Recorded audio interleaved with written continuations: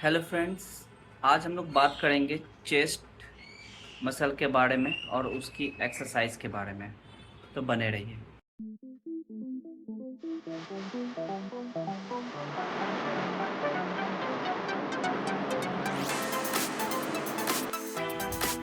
Guys, क्यों हमें अ, किसी एक्सरसाइज को जानने से पहले उस बॉडी पार्ट की मसल एनाटॉमी को जानना ज़रूरी है। क्योंकि मसल एनाटॉमी से हमें पता चलता है कि वो मसल वहाँ पे कितने डिवीज़न में है। अ, उस मसल का इंसर्शन पॉइंट और उसका इमर्जिंग पॉइंट कहाँ से है, यानी वो कहाँ से शुरू हो रहा है और कहाँ पे जाके ख़त्म हो रहा है। तो उससे हमें रेंज ऑफ मोशन का आइडिया पता चलता है कि हाँ, हमें वो एक्सरसाइज में अगर हम फॉर एग्ज़ाम्पल डंबल कर रहे हैं या फिर हम चेस्ट प्रेस कर रहे हैं, तो हमें हाथ को कितना ऊपर लेके जाना है, हाथ को कितना नीचे लेके आना है। तो मसल एनाटॉमी से हमें इस चीज़ का आइडिया मिलता है। प्लस हमें कौन कौन सी एक्सरसाइज करनी है उस पार्टिकुलर मसल को हिट करने के लिए। तो मसल एनाटॉमी से हमें एक्सरसाइज का आइडिया भी मिलता है। तो मसल एनाटॉमी जानना ज़रूरी है क्योंकि हमारे शरीर में total 600 kind of muscle 600 muscle है। तो या उससे भी ज़्यादा 600 से भी ज़्यादा मसल है। तो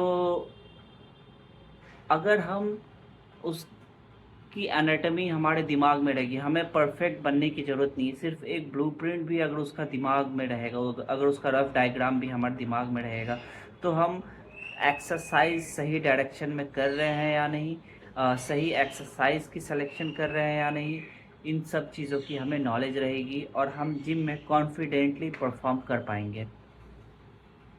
तो आज हम लोग शुरुआत करते हैं चेस्ट मसल के बारे में, जानेंगे इसके मसल एनाटॉमी के बारे में।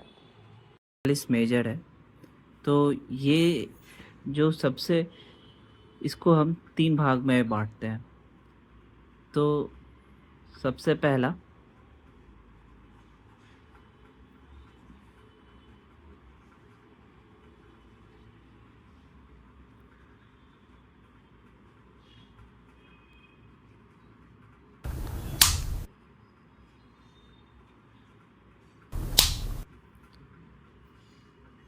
ये जो हमारा ऊपर का पोर्शन है चेस्ट का,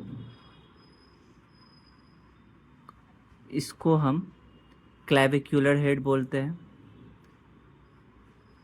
इसको हम स्टर्नल हेड बोलते हैं। और ये जो नीचे का पोर्शन है, इसको हम कोस्टल हेड बोलते हैं।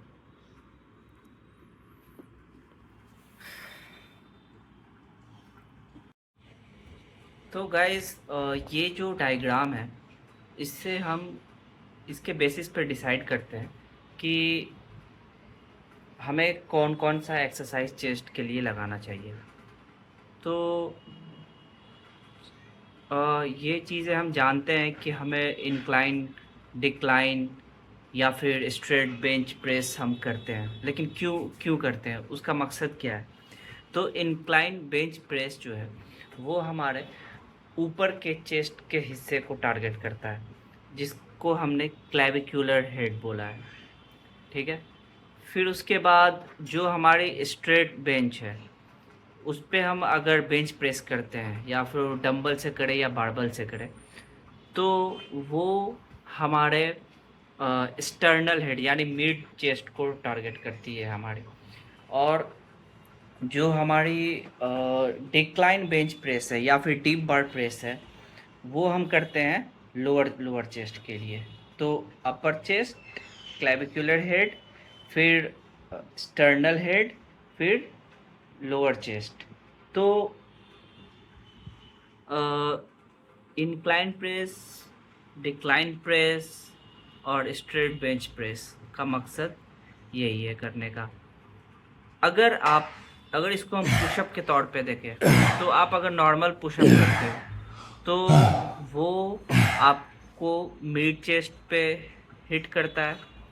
अगर आप डिक्लाइन पुशअप करते हो, यानी कि अपना पाँव किसी ऊंचे जगह पे खिड़की पे रख दी या फिर चेयर पे रख दी, तब आप जो पुशअप करते हो आपकी बॉडी, हाँ, हैंड आपके ज़मीन पे है और पाँव आपका स्टूल पे है, चेयर पे है, तब अगर आप पुशअप करते हो तो वो आपके अपर हेड ऑफ अपर चेस्ट को टारगेट करती है, यानी कि क्लेविकुलर चेस्ट को टारगेट करती है। फिर उसके बाद आप इंक्लाइन पुशअप करते हो।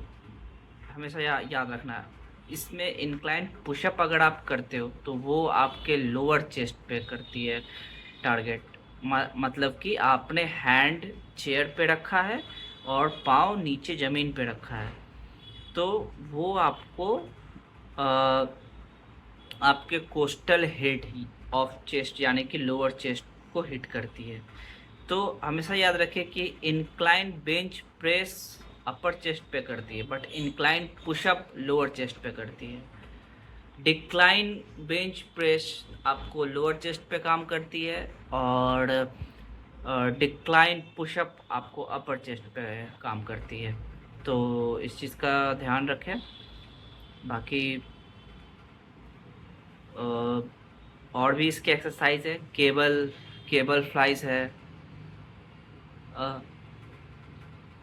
पेग डेक फ्लाइज है, और भी सारे एक्सरसाइज हैं इसके जो कि आप कर सकते हैं। तो अलग अलग मूवमेंट, अलग अलग पोस्चर, अलग अलग एंगल से हम लोग चेस्ट के तीनों हेड को टारगेट करते हैं।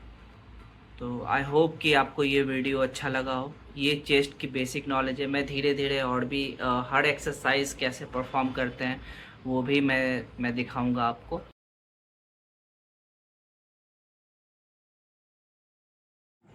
और गाइज आगे भी हम लोग ऐसी वीडियो बनाएंगे जिसमें हम लोग रफ डायग्राम के थ्रू समझेंगे कि कौन सी मसल कहाँ पर है, और किस बॉडी पार्ट में कितने मसल होते हैं जिसको हम प्राइमरी हिट करते हैं, और उनके बेसिस पे एक्सरसाइज सिलेक्शन करेंगे।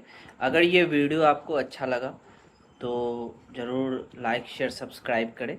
और इस वीडियो में आपको क्या कमी लगा, क्या इसमें और इम्प्रूवमेंट हो सकता था, कहाँ पर चीज़ें आपको समझ में नहीं आई, वो आप कमेंट में लिखें।